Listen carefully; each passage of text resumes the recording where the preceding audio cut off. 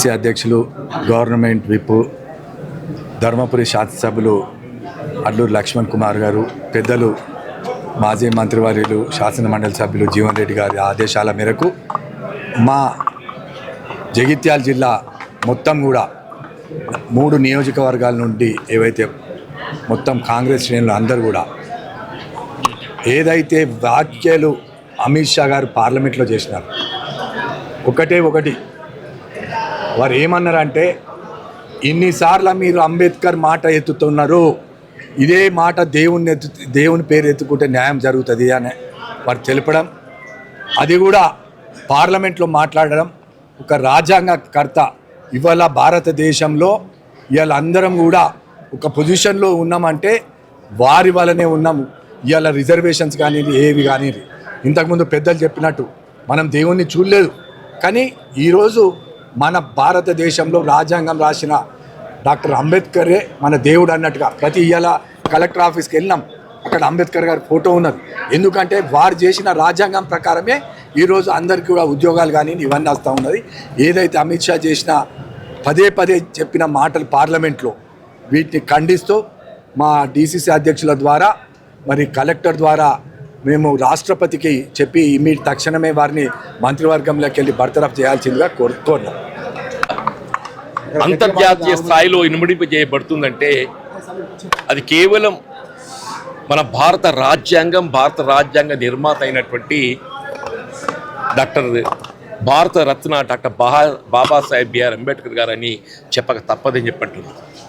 ఇలా ప్రభుత్వాలు రాజకీయ పార్టీలు ఏవైనప్పటికీ కూడా అటు కేంద్ర ప్రభుత్వమే కానీ రాష్ట్ర ప్రభుత్వాలే కానీ ఇవన్నీ కూడా భారత రాజ్యాంగ పరిధిలో రూపొందింపబడి ఆ భారత రాజ్యాంగ నిబంధనలకు అనుగుణంగా ఇలా ప్రభుత్వాలు ఏదైతుందో వారి కర్తవ్యాలు నిర్వహింపజేయడం జరుగుతుందని చెప్పండి.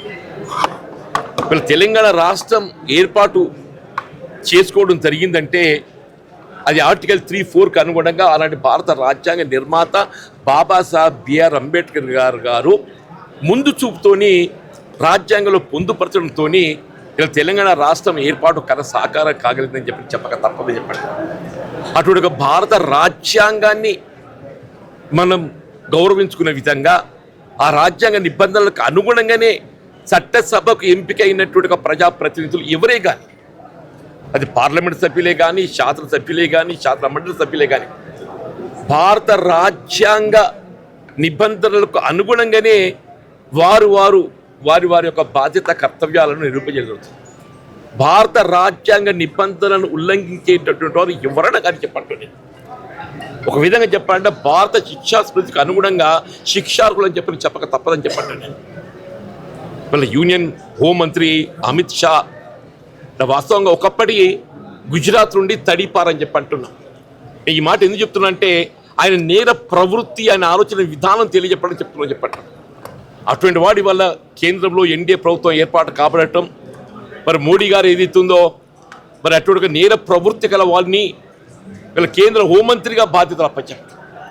దాని పర్యవసానం మనం గమనించడం చెప్పంటూ నేను వీళ్ళ పార్లమెంట్లో ప్రతిపక్ష నాయకులు, అఖిల భారత కాంగ్రెస్ నాయకులు రాహుల్ గాంధీ గారు ఏదైతుందో ఇండియా కూటమితో పాటుగా ప్రజాస్వామ్యంపై విశ్వాసం గల రాజకీయ పార్టీలు అన్నింటినీ కూడా ఒక ఐక్యంగా నిలపడంతో వీళ్ళ రాజ్యాంగాన్ని గొప్పగా ఏదైతుందో అమలు చేయబడే విధంగా పార్లమెంట్పై ఒత్తిడి తేవడం ప్రయత్నం చేయడం జరిగిందో, ఏ విధంగా ఆర్థిక నేరస్తులు అంబానీ, అదానీ లాంటి వారికి ఏదైతుందో మరి భారత ప్రభుత్వం కొమ్ము కాసే ప్రయత్నం చేస్తుందో అటువంటి ఆర్థిక నేరస్తులను శిక్షించే విధంగా ప్రభుత్వంపై ఒత్తిడి తెచ్చే ప్రయత్నంలో భాగంగా ఏదైతుందో మరి నిరసనలు వ్యక్తం చేస్తుంటే ఇదే కేంద్ర హోంశాఖ మంత్రులు ఇవాళ అదానీ గారు ఏదైతున్నదో మరి ఆ మహాత్ముడు వీళ్ళ భారత రత్న బాబాసాహెబ్ బిఆర్ అంబేద్కర్ గారిని చులకన చేసే విధంగా ఒక అవహేళనగా చెప్పంటాను నేను.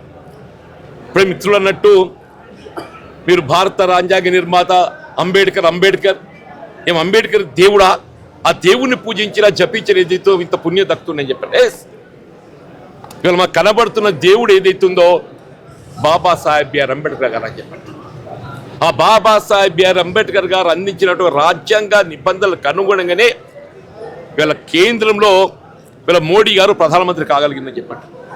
కేంద్రంలో మోడీ గారు ప్రధానమంత్రి అయిండు అని చెప్పారంటే అది భారత రాజ్యాంగ నిర్మాత బాబాసాహెబ్ బిఆర్ అంబేద్కర్ గారి చలవే అని చెప్పక తప్పదని చెప్పట్లేదు. ఇలా రాష్ట్రాలు ఏర్పాటు కావడం జరిగింది, ప్రభుత్వాలు ఏర్పాటు చేయడం జరిగిందంటే అది బాబాసాహెబ్ బిఆర్ అంబేద్కర్ గారు మనకు అందించిన ఒక రాజ్యాంగం చలవే అని చెప్పక తప్పదని చెప్పట్లేదు. అటువంటి ఒక పూజ్యులు మహనీయులు బాబాసాహెబ్ బిఆర్ అంబేద్కర్ గారిని చులకన చేసే విధంగా మాట్లాడటం ఇది కేవలం ఒక కాంగ్రెస్ పార్టీకి సంబంధించిన అంశమే కాదు, ఇది యావత్ భారత జాతికి సంబంధించిన అంశం అని చెప్పి యావత్ భారత జాతికి సంబంధించిన అంశం అని చెప్పండి. ఇలా ఇంతవరకైతే అమిత్ షా గారు యావత్ భారత జాతికి క్షమాపణ చెప్పండి. ఆయన కేంద్ర హోంమంత్రి పదవిలో కొనసాగేట నైతిక హక్కు లేదు అని చెప్పండి. ఆయన ఏదైతుందో అది he must apologise to the nation. ఇవాళ అమిత్ షా గారు అయితే యావత్ భారత జాతికి ఏదైతుందో బాబాసాహెబ్ బిఆర్ అంబేద్కర్ గారిని అవహేళన చేసే విధంగా వారు పార్లమెంట్లో స్పందించడం జరిగిందో దానికి వారు భారత జాతికి క్షమాపణ చెప్పాలి.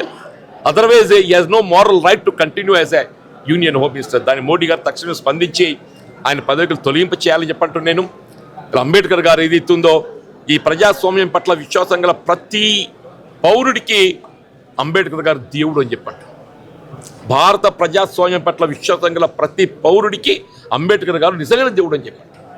అటు ఒక దేవుణ్ణి నువ్వు చులకన చేసి మాట్లాడినందుకు నీకు పదవిలో కొనసాగే నైతిక హక్కులు అని చెప్పారంటూ ఇవాళ మా జిల్లా కాంగ్రెస్ అధ్యక్షులు మిత్రులు లక్ష్మణ్ కౌర్ గారు, అట్లాగే కోరుట్ల ఇన్ఛార్జ్గా బాధ్యతలు నిర్వహిస్తున్నటువంటి ఒక నరసింహరావు గారు, ఇక వివిధ హోదాల్లో మరి బాధ్యత నిర్వర్తిస్తున్నటువంటి ఒక కాంగ్రెస్ నాయకులు, ఇలా రాష్ట్ర కాంగ్రెస్ అధ్యక్షులు మహేష్ కుమార్ గారి ఆదేశాల మేరకు ఏదైతుందో ఇలా జిల్లా కలెక్టర్ గారికి మేము నివేదిక విజ్ఞప్తి సమర్పించడం, వారి ద్వారా ఏదైతుందో వాళ్ళ మా యొక్క ఆలోచన విధానాన్ని ఇలా యూనియన్ కేంద్ర హోంమంత్రి మరి అమిత్ షా గారు భారత జాతికి క్షమాపణ చెప్పే విధంగా అదర్వైజ్ ఏదైతుందో అతని తక్షణమే పదవిని తొలగింపజేసే విధంగా భారత రాష్ట్రపతి గారికి మరి తెలియజేసే విధంగా ఈ కార్యక్రమం నిర్వహించడం జరిగింది. ఇందులో పాల్గొన్నటువంటి సోదర కాంగ్రెస్ కార్యకర్తలకు, అభిమానులకు అందరికీ హృదయపూర్వకంగా నమస్కారాలు చెప్తూ ధన్యవాదాలు చెప్తూ సెలవు తీసుకుంటాను. Thank you.